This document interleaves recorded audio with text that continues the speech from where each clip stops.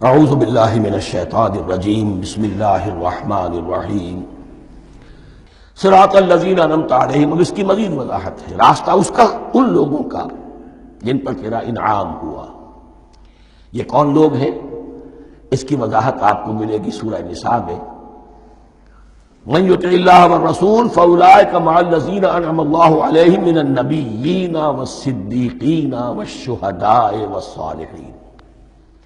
چار طبقات ہیں منعم علیہم جن پر اللہ کا انعام ہوا ہے. چوٹی پر انبیاء کرام، اس کے بعد صدیقین کرام، اس کے بعد شہداء عظام، اس کے بعد عام صالح مسلمان صالح ہو. یہ بیس لائن ہے. اس سے اوپر کا درجہ شہداء کا ہے، اس سے اوپر کا درجہ صدیقین کا ہے، اور پھر اس سے اوپر کا درجہ انبیاء کا ہے. انبیاء میں سے پھر وہ بھی ہوتے ہیں کہ جو اولو العزم میں من الرسل ہیں. لیکن یہ چار طبقات ہیں، ان کے راستے پر ہمیں چلا. غیر المغضوب علیہم ولا الضالین،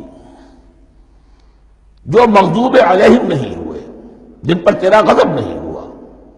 اور غضب ہوتا ہے ان پر کہ جو ہدایت کے واضح ہونے کے بعد ہدایت کو ترک کر دیں، وہ ہے مغضوب علیہم. جنہیں ہدایت مل گئی ہو، ہدایت کو پہچان لیا ہو، پھر اپنی شرارت نفس کی وجہ سے، اپنی نفسانیت کی وجہ سے، اپنے تکبر کی وجہ سے، اپنے حسد کی وجہ سے وہ اس حق کو رد کر دیں، اس کو ترک کر دیں. ان پر اللہ کا غضب آتا ہے. اور اس میں اس کی بہت بڑی مثال تاریخ کے اعتبار سے یہودی ہیں.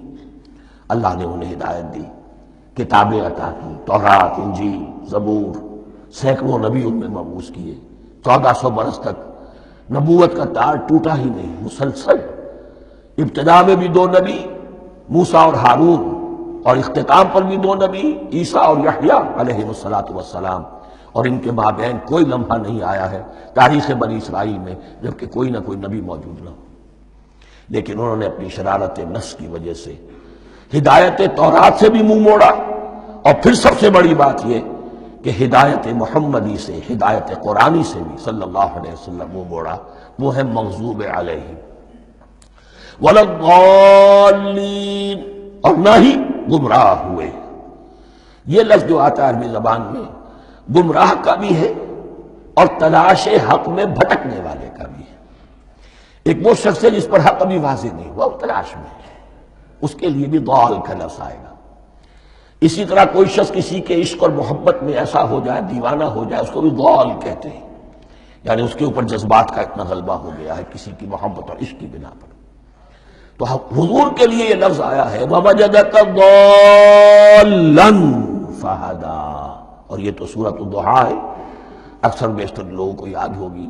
تو یہ جو ضال کا لفظ ہے، اس میں سمجھ لیجئے ضروری نہیں ہے کہ وہ گمراہ ہو، بلکہ وہ بھی کہ جو ابھی راہ ہدایت کی طلب میں، اس کے حصول کے لیے اس کی تلاش میں کوشاں ہیں. اور وہ بھی کہ جو کسی مغالطے کی وجہ سے حق سے منحرف ہو جائے. یہ بھی جان لیجئے کہ ایک ہے بدنیتی، تکبر، حسد، حق کو جان کر پہچان کر رد کر دینا یا چھوڑ دینا یا ترک کر دینا.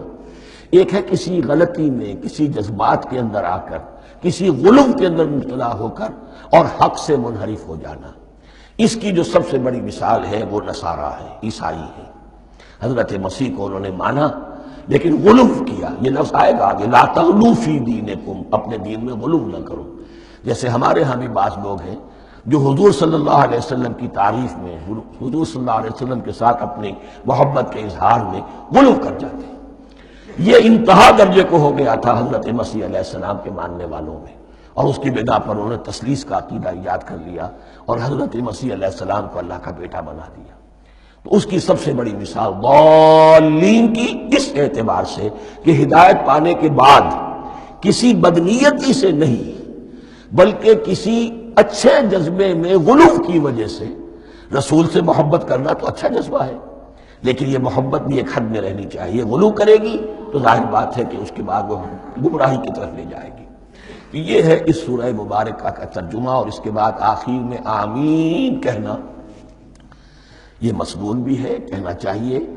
البتہ اختلاف یہاں بھی صرف اتنا ہے کہ نماز میں جب آپ امام کے ساتھ ہیں، وہ اگر جہری قرات کر رہا ہے تو آیا اس کے بعد آپ کو بھی بالجہر کہنا ہے آمین یا نہیں کہنا؟ یہ اختلاف ہے، ان میں کوئی فرق واقع نہیں ہوتا، یہ چیز متفق علیہ کہ کہنا ہے آمین۔ بلکہ یہ آمین تو یہودیوں میں ہے، یہ آمین جو ہے یہ عیسائیوں میں بھی ہے، ان کی بھی جو پریئر لارڈس پریئر ہے اس کے بعد آمین، وہ آمین کہتے ہیں، وہ فرق، وہ لفظ ایک ہی ہے۔ اس لیے کہ عبرانی زبان اور عربی زبان، یا تو ہم یہ کہہ سکتے ہیں کہ دونوں بہنیں ہیں، کوئی ایک مشترک زبان تھی ان کی ماں جس کی یہ دو بیٹیاں ہیں، اور یا یہ کہنا پڑے گا کہ عربی زبان کی ماں جو ہے وہ عبرانی زبان ہے۔ بہرحال بڑا قریبی رشتہ عربی کا اور عبرانی کا ہے، اس اعتبار سے وہ آمین۔ اب آپ کو معلوم ہے ہم السلام علیکم وہ کہتے ہیں، وہ سلام کہتے ہیں، فرق کیا ہے؟ وہ تو تلفظ کا فرق ہے۔ اسی طریقے سے اور بہت سے الفاظ ہیں، ان میں بعد میں بتا۔ اب میں اس صدق اللہ العظیم۔